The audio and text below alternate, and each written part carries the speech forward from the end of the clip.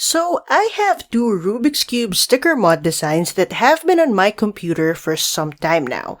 Both of them have designs based on arrow-like shapes, and they use the template I created when I was working on the twisty cubes.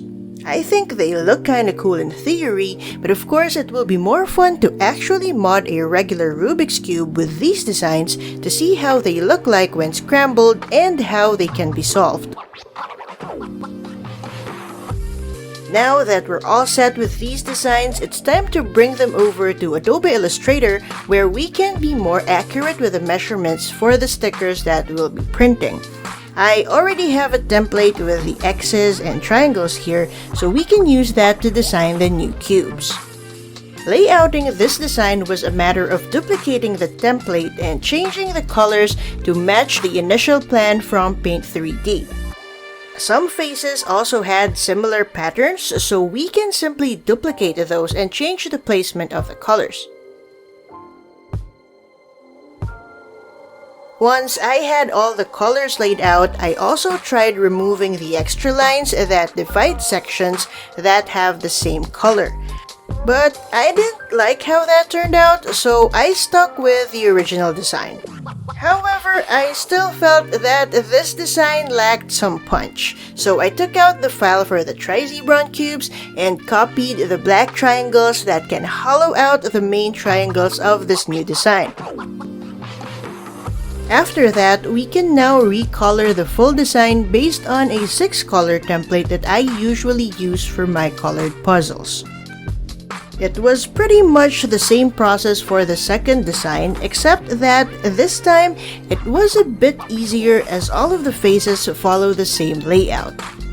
I also added the small black triangles to make it less plain. So here's the printed version of the design. I printed these stickers on glossy sticker paper using an inkjet printer. Unfortunately, I ran out of ink when I started printing the second design, so I might just save that for another video. The next step is to cut these stickers. I usually start cutting the prints into smaller sheets based on each face of the puzzle. Then we can proceed with cutting the individual stickers for each cubie. We are not going to cut every single triangle in the design. We're just going to cut a square for each cubie's face. This is why we have black spaces between the triangles, because those should blend in visually with the black base cube that we're using later. It's been a while since I last cut some stickers for a new puzzle, so I'm making some mistakes here that I'm going to realize in a few minutes. But if you're enjoying this video so far, hit the like and subscribe button so that I can make more puzzles and hopefully not forget how to make the right cuts in future videos. So the first mistake here is that I left the strips that I'm cutting out way too near the other uncut stickers. As you can see, one of the strips managed to land on one of the sheets I have yet to cut, and now it's stuck there and will probably mess up the print. I eventually managed to slowly remove it though, and that part of the sheet ended up being a bit sticky because of the adhesive residue. I realized my next key mistake when I tried to add the stickers to the base cube. I noticed that the size of the sticker was wrong. It was just too big for the cubie. And it was at this point that I realized that I have been cutting the stickers wrong because I included the black borders in my cuts when I should have left them out. So I had to go through all of the ones I had already cut and removed the borders from them before attaching them to the base cube.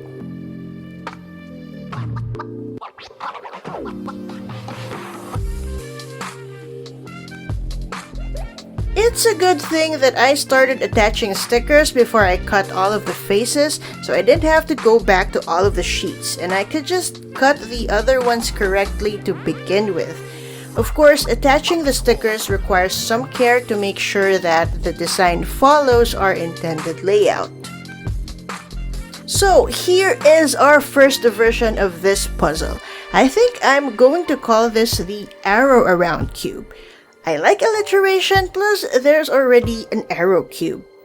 In this puzzle, there are two pairs of arrows that intersect with each other while going around the cube.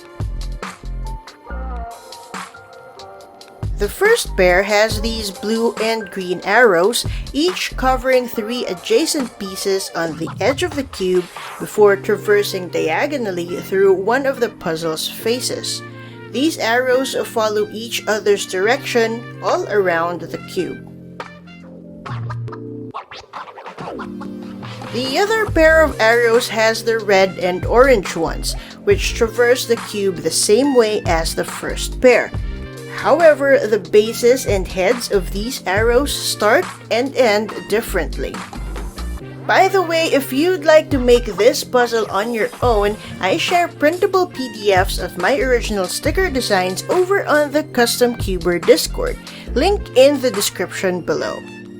I haven't tried scrambling and unscrambling this yet, and we're gonna do that in another video, but I would imagine that solving this starts with these centers that don't have to be oriented. It would also be important to take note of the pairs of colors that go together on one face, such as green and orange, and blue and red, as those will determine how these arrowheads should face. So, it also tells you how to orient the centers on these faces. If you'd like to see more of this puzzle, I will be scrambling and solving it in another video. So make sure you've subscribed and you've hit the notification bell so that you can get updated as soon as that video's out. We also have the second version left to work on, so make sure you watch out for that too. In the meantime, I have another great puzzle for you on the left, or you can also click the playlist on the right to see more of my custom sticker mods. Thanks so much for watching and see you in the next one.